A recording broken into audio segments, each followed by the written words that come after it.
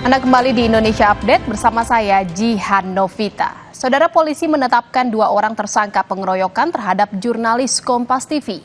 Mereka dijerat pasal pengeroyokan dengan ancaman pidana hukuman maksimal 5 tahun 6 bulan. 2 orang yang telah ditetapkan sebagai tersangka yakni MNM 54 tahun dan ES 49 tahun.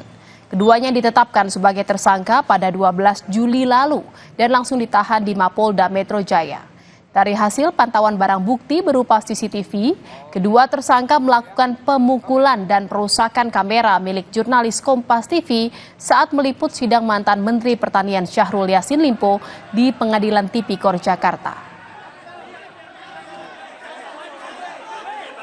2 orang yang diamankan ini sudah ditetapkan tersangka dan sejak tanggal 13 Juli telah dilakukan penahanan atas dugaan tindak pidana pengeroyokan atau kekerasan secara bersama-sama di muka umum terhadap orang ataupun barang sebagaimana diatur di pasal 170 KUHP dengan ancaman pidana hukuman maksimal 5 tahun 6 bulan.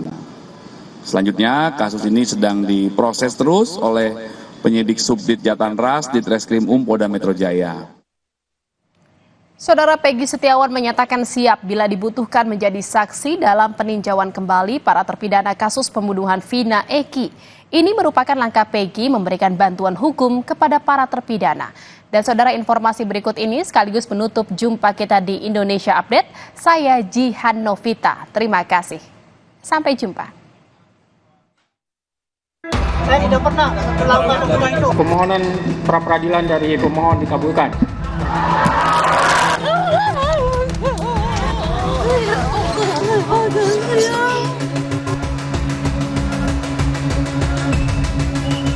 Keputusan Majelis Hakim yang mengabulkan seluruh gugatan pra-peradilan membawa angin segar bagi terpidana kasus pembunuhan Vina dan Eki yang saat ini masih ditahan.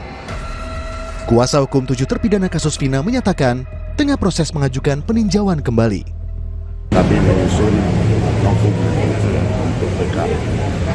Ya mudah-mudahan lah, ini udah ada jalan masuknya, banyak kejanggalan dan lain sebagainya. Ya itu nanti kami akan rangkaikan dalam satu bentuk uraian kejadian beserta dengan bukti-buktinya. Peggy Setiawan menyatakan siap bila dibutuhkan menjadi saksi dalam pengajuan kembali para terpidana kasus pembunuhan Vina Eki. Ini merupakan langkah Peggy memberikan bantuan hukum kepada para terpidana. Jika memang dibutuhkan, ya saya insya Allah bersedia. Namun kan karena nggak ada terkaitan sama saya sih ya saya serahkan kepada kuasa hukum gitu. Kuasa hukum 5 terpidana, Otto Hasibuan bilang, bisa jadi beberapa terpidana dapat dinyatakan tak bersalah lantaran konstruksi hukum yang dibuat Polri dan pengadilan pada kasus yang terjadi 8 tahun silam itu tidak berdasar pasca bebasnya Peggy dari status tersangka. Ada 8 yang sudah dihukum. 1 ini katanya Peggy. Terlepas ini Peggy yang sebenarnya atau tidak, walaupun oleh pra peradilan dinyatakan dia itu tidak sah penetapan tersangkanya. Lantas apakah adil kalau betul ada Peggy yang lain itu tidak diapa-apain, tidak diproses, tapi 8 orang ini dinyatakan salah? Ini kan menjadi masalah. Sehingga menurut saya dengan bebasnya Peggy, otomatis yang 8 inilah harus dibebaskan oleh Mahkamah Agung. Sementara itu, mantan Menko Polhukam Mahfud MD dalam program Rosi menilai proses hukum terhadap kasus pembunuhan Vina dan Eki serampangan. Mahfud menyebut dengan pembebasan Peggy seharusnya bisa membebaskan 7 terpidana kasus Vina lainnya karena pelaku didakwa dengan dakwaan yang sama.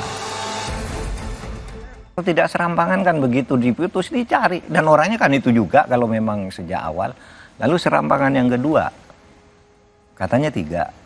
Lalu diumumkan yang 2 itu fiktif, tidak ada gitu. Padahal itu putusan pengadilan, ada 3 DPO. Dakwaan jaksa yang kemudian dicantumkan di putusan pengadilan di dalam proses persidangan itu disebut. Ini kan serampangan namanya. Sekarang sudah terbukti, berarti itu sudah bisa mulai dipakai sebagai novum.